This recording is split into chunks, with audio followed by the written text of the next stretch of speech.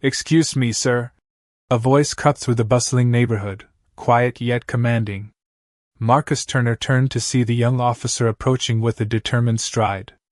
The moment he saw the badge glint under the streetlight, he knew something was wrong.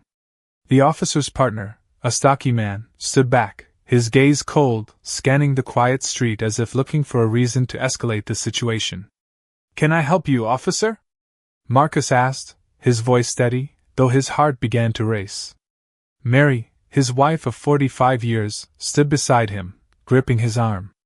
Their neighborhood was peaceful, a place where they had spent their entire lives, but tonight felt different. The officer didn't answer at first, just stared at them, his eyes narrowing. He was young, his face hardened by authority, but his posture showed impatience. "You need to move along, sir. You don't belong here." Marcus blinked, a flash of disbelief running through him. "I live here. I've lived here for years." The officer's hand went to his belt. "Move along, old man. You're disturbing the peace." Mary stepped forward, her voice calm but firm. "He's not disturbing anyone. We live here. We've earned the right to walk down the street."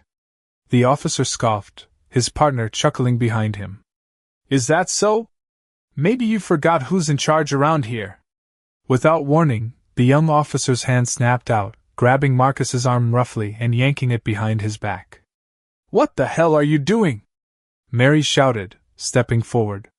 But before she could get closer, the second officer grabbed her, shoving her back with a grunt. Marcus could feel the cold steel of the cuffs clamping down on his wrists. But the real sting came from the look on the officer's face, like they were nothing but trouble. "You don't belong here, old man," the officer repeated, tightening the cuffs. "You're making a scene. Keep quiet." Mary's eyes filled with tears, but her lips pressed tight in defiance. "You're making a mistake," she said quietly, her voice steady despite the situation. "We live here, and we won't be treated like this." The tension in the air was thick. People had started to notice, gathering around, murmuring, eyes wide with confusion and concern. But no one moved, no one spoke up. The officers didn't care. Marcus and Mary were just another couple, their words meaningless. The officers exchanged a glance, then turned back to their captive audience, ignoring the growing discomfort in the crowd. Just when it seemed the moment would spiral further into hopelessness, a voice rose above the murmurs. "Hey! What the hell is going on here?" It was Mr. Jordan, the local mechanic, stepping out from his shop down the street.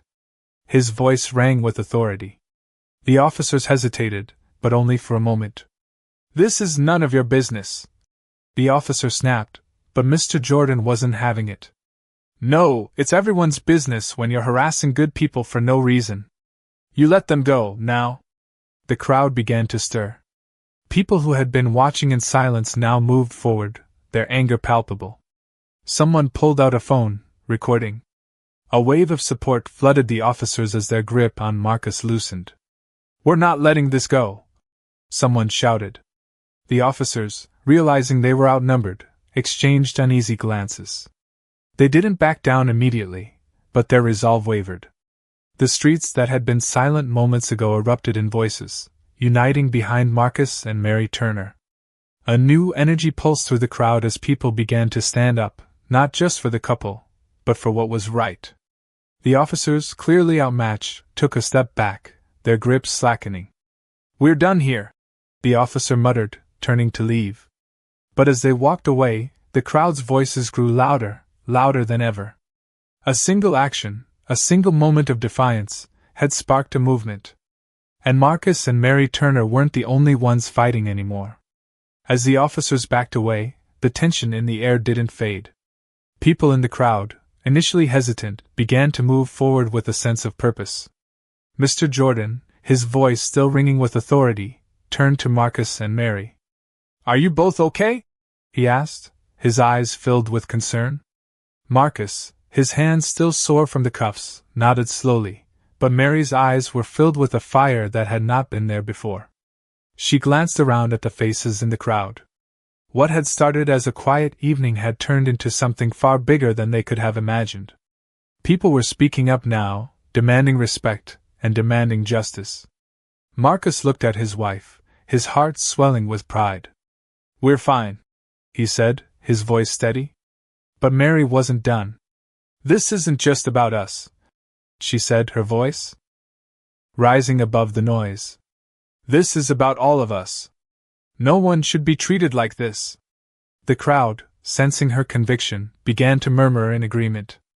The young officer, still standing at a distance, watched as the shift in the atmosphere began to take shape. He wasn't sure what was happening, but he knew he wasn't the one in control anymore. Mr. Jordan stepped forward, his face stern but calm. "This neighborhood has always been about community," he said, his voice echoing off the buildings. "We look out for each other.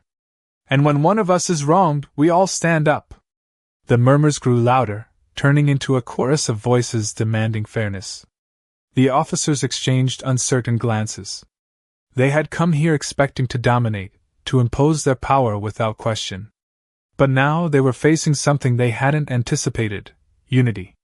Marcus, still processing everything, felt a rush of emotions flood over him. He had lived through decades of challenges, but in this moment, something felt different. People were no longer afraid. Mary, standing beside him, squeezed his hand tightly. "We're not backing down," she said, her words a promise to herself and to everyone around them. As if on cue, more voices began to join in. One by one, the people who had been silently watching the scene unfold now stepped forward, standing shoulder to shoulder with Marcus and Mary. A few people from the crowd began to record, capturing the moment on their phones. A voice shouted from the back, "This is our neighborhood! We won't let anyone intimidate us!" Another voice called out, "They're not alone!" In the middle of the street, Marcus and Mary stood tall, not just as victims of injustice, but as symbols of something much larger. The power of a united community was rising, a force greater than any single officer or individual. The young officers, realizing they were losing control of the situation, exchanged a few more glances. The neighborhood had spoken, and their voices were louder than any command.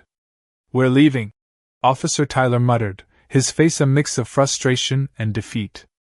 Officer Reeves nodded, his jaw clenched. They turned and walked toward their squad car, but the crowd didn't let up. As the officers drove away, the atmosphere shifted once again.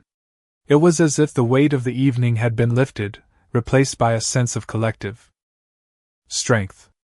Marcus and Mary exchanged a glance, both of them still in shock at how things had unfolded.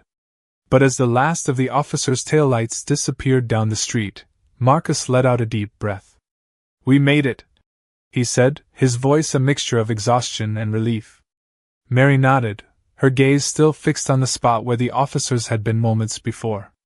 "It's not over," she replied, her voice unwavering. "But this is the start." Around them, the crowd began to disperse, but the energy remained. People were still talking, still shaking hands, still holding on to the feeling that they had just done something important. The world had changed in those few moments on the street, and no one would forget it. The neighborhood had stood together.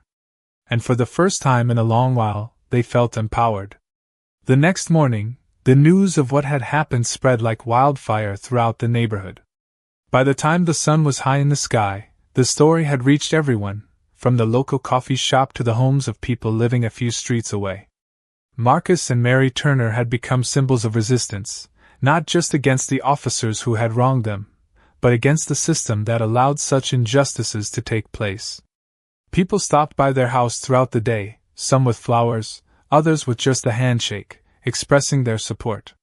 But as the world outside began to buzz with the aftermath, Marcus and Mary stayed inside, trying to process what had happened. The house, normally so quiet and serene, felt different now. It was as if the walls themselves had witnessed something profound, and they had begun to echo with the voices of those who stood up for what was right. Marcus sat in his favorite chair by the window, staring out at the street. He had lived here for decades, seen families come and go, but never had he felt such a powerful shift in the air. The feeling of being overlooked, disregarded, and pushed to the margins of society had always been present, but now, it was different.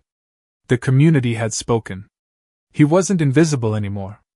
Mary stood in the kitchen, her hands resting on the counter, as she looked out the window. She was thinking, but her thoughts were a mix of pride and exhaustion. She had spent years fighting her own battles, but never had she imagined a moment like this, a moment where a whole community stood with her. It wasn't just about the officers anymore. It was about every person who had ever been treated unfairly, every person who had felt powerless. And that was the moment she realized something crucial. It wasn't just about fighting for herself or Marcus anymore. It was about something larger. It was about the power of unity, of standing together and refusing to be silenced. Later that afternoon, Mr. Jordan returned, this time with a group of neighbors in tow. They had all gathered in front of Marcus and Mary's house, standing together, showing solidarity. "We're not going to let this go," Mr. Jordan said, his voice strong. "What happened to you two could happen to any one of us, and we can't let that stand. We have to keep fighting." As the group gathered outside, people spoke up, sharing their own stories of injustice, of times they had been overlooked, of times they had been treated unfairly simply because of their race or background. It was a powerful moment, one that united the group even further. The message was clear. This was not just about a couple of officers or a single event. This was about a movement, about standing together to fight against discrimination and inequality in all its forms. As night fell, the energy in the air only grew stronger. People who had been passive before were now taking action, signing petitions, making calls, and demanding accountability. Marcus and Mary, though tired, felt a new sense of hope. The fight was far from over, but they knew they weren't alone anymore. As the last of the crowd dispersed, and the street grew quiet once again, Marcus turned to Mary. "We've started something," he said softly. Mary smiled, her eyes tired but filled with determination. "We've just begun," she replied. Days passed, and the energy from the previous night never seemed to fade. It was as if something had been awakened in the neighborhood, something that couldn't be quieted. Marcus and Mary Turner, still reeling from the events of the past week, walked through the now bustling streets with a sense of purpose. Their once quiet neighborhood was now filled with people who stopped to talk, to share their stories, to unite for a common cause. As Marcus walked, he noticed the subtle but powerful change. People waved, they nodded, they smiled. It was as if the walls that had once kept them separated were now crumbling. People from all walks of life were coming together to stand up against the injustices that had been allowed to linger for far too long. One morning, while Marcus was out for his usual walk, he bumped into an old neighbor, Mr. Alford. "I've been thinking," Mr. Alford said, his voice thoughtful. "We've always been told to stay out of it, keep our heads down. But you and Mary, you showed us that it's not about staying quiet anymore. We need to speak up."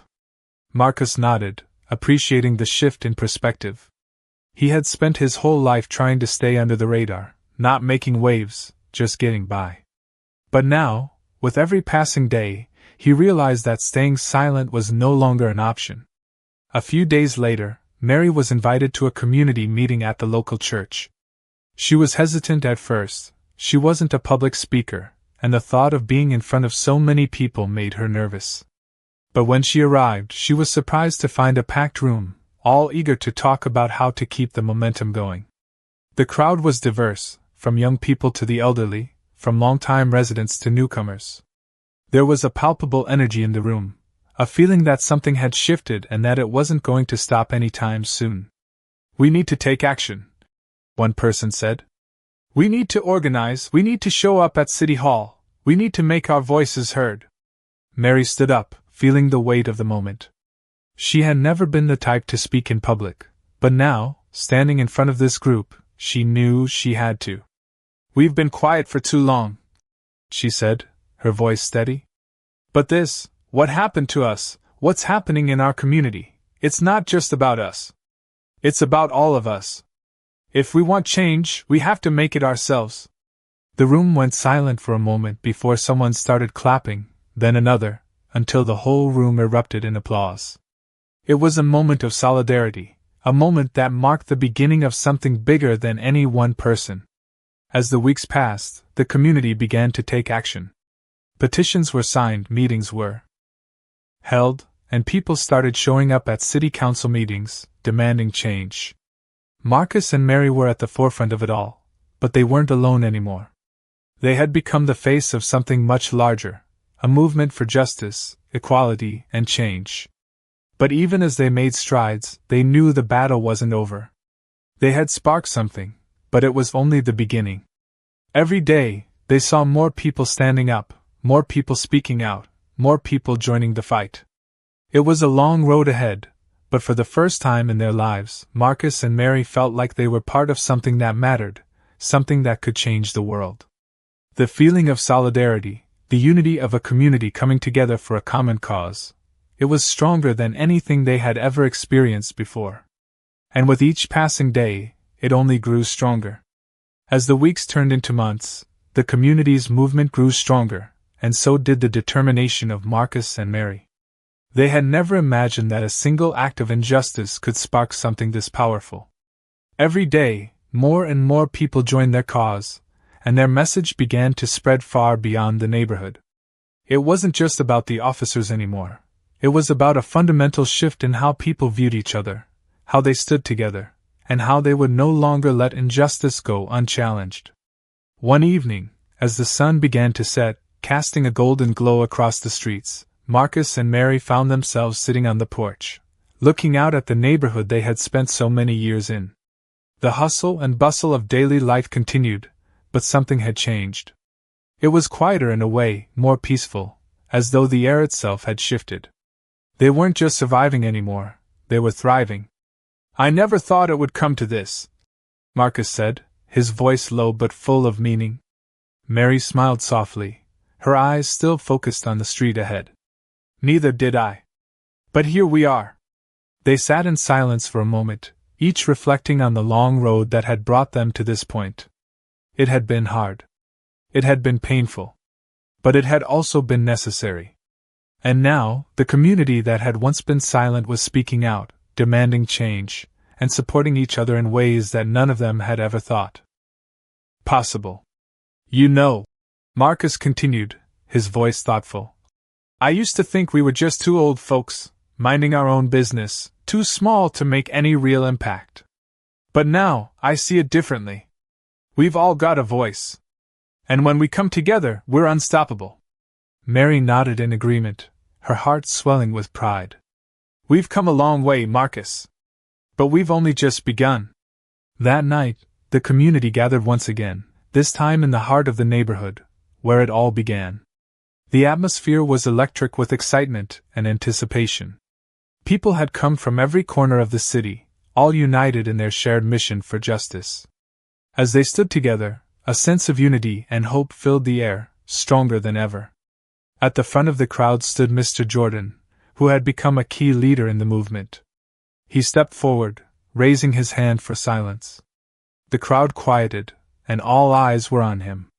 "Tonight," he said, his voice filled with conviction, "we stand here not just for ourselves, but for every person who has ever been wronged. For every person who has ever felt powerless. For every person who has ever been told that they don't matter.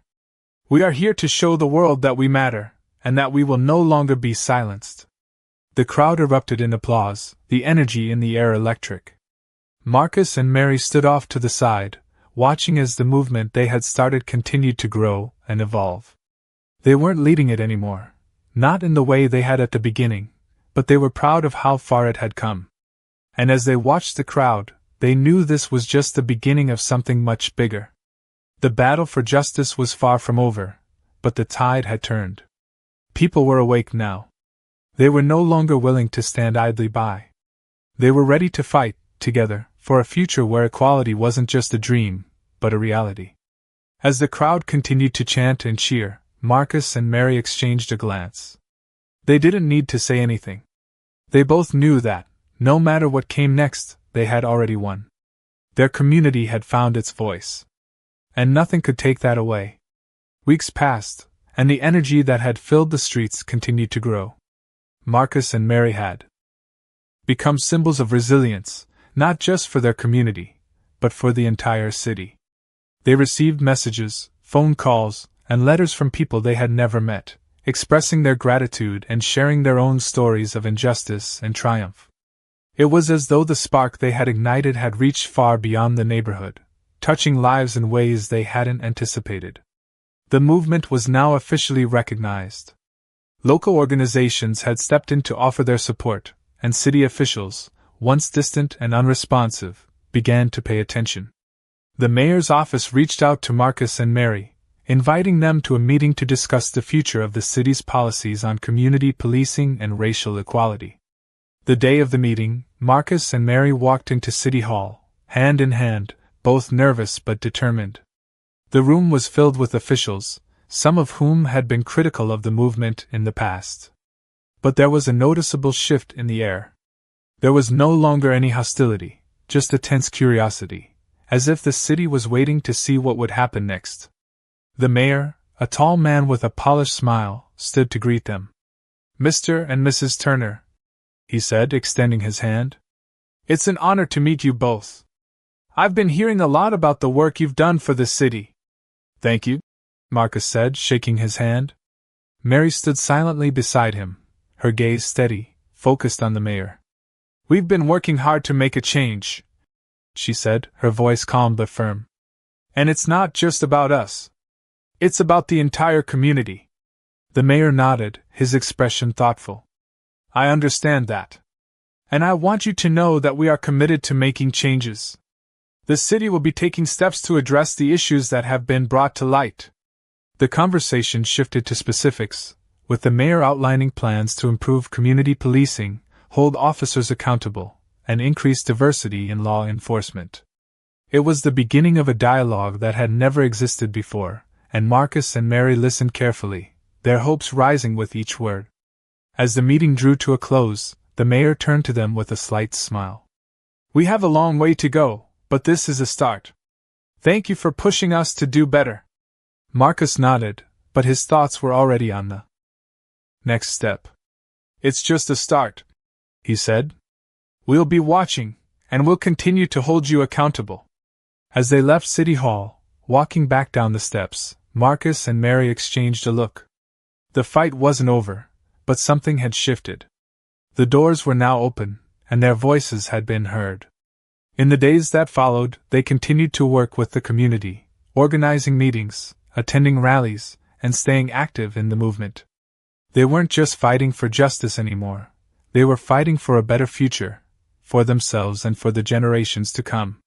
The city had taken its first steps toward change, but Marcus and Mary knew that it would take time, patience, and persistence. And they were ready. As they looked out over their neighborhood that evening, the sun setting behind the houses, they felt a quiet sense of accomplishment. It wasn't over, not by a long shot, but for the first time, they felt like they were on the right path. And they weren't walking it alone. As the months passed, the changes in the neighborhood became undeniable. The movement had sparked something that was now impossible to ignore. Marcus and Mary, though still deeply involved in the cause, were beginning to see the impact of their work. The community was more united than ever. People were no longer afraid to speak out, to challenge the status quo. Their voices had found an audience, and that audience was growing louder every day. One evening, as Marcus and Mary sat on their porch, watching the sun dip below the horizon, a familiar face appeared in the distance. It was Mr. Jordan, walking toward them with a broad smile on his face. He had become a close ally in their efforts, someone who had not only supported them from the beginning, but had taken up the mantle of leadership in the movement. "You two should come down to the community center tomorrow," Mr. Jordan said as he approached. "There's going to be a rally, and we've got some local leaders coming to speak. It's going to be big." Marcus looked at Mary, his eyes bright with a mixture of pride and anticipation. "We'll be there," he said. The next day, the community center was packed. People filled every corner of the building, their faces lit with excitement and determination. Local leaders, activists, and community organizers spoke about the progress they had made, the work that still needed to be done, and the future they were all fighting for. Marcus and Mary sat in the front row, surrounded by friends, neighbors, and strangers who had become family. As the speakers took the stage, the crowd hung on every word. They had come together not just to hear the speeches but to take action. The rally wasn't just about words, it was about the next steps, the continued fight for justice, and the hope that one day, things would truly change. "This is just the beginning," one of the leaders said, their voice filled with conviction. "We've made incredible progress, but we need to keep pushing. We need to make sure our voices are heard, not just here but everywhere." The room erupted in applause. It was a moment of solidarity, a moment when everyone in that room knew that they weren't alone. Marcus looked over at Mary, and they shared a quiet smile.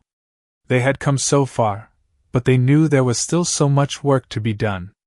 As the rally continued, Marcus and Mary found themselves surrounded by people who wanted to join the fight, people who had been inspired by their courage and resilience.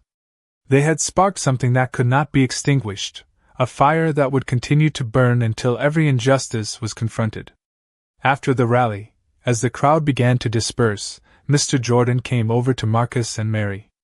"You two have done more than you'll ever know," he said, his voice full of gratitude. "You've made this community stronger than ever." Marcus shook his head. "We didn't do it alone," he said. "It's everyone here standing together." As they walked back home, the streets once again felt alive with possibility. The neighborhood that had once been divided by fear and inequality was now a place of unity and strength. And though the road ahead would not be easy, Marcus and Mary knew that they were not walking it alone. They had a community behind them, and together, they would continue to fight for the future they knew was possible. Months later, the city had begun to transform. The movement that Marcus and Mary had started was no longer just a local effort, it had become a beacon of hope for others across the country. The rallies, the marches, the community meetings, they were all part of a larger wave that was pushing for real change. The conversations that had once been whispered in private homes were now being spoken out loud, and more people were joining the cause every day. One evening, Marcus and Mary sat in their living room, the soft glow of the lamp casting long shadows on the walls. The world outside had changed, but inside, the quiet stillness of their home felt just as it always had. They had both worked tirelessly, but as the movement grew, they found themselves questioning what came next. The fight was far from over, but for the first time, there was a sense that things were shifting in the right direction. "It's hard to believe how much has changed," Marcus said, his voice tinged with disbelief. "Just a few months ago, we were sitting here, wondering how we could even make a difference. Now look at what's happening." Mary looked over at him, a faint smile on her lips. "It's not over yet," she said, her voice steady. "But we've come a long way.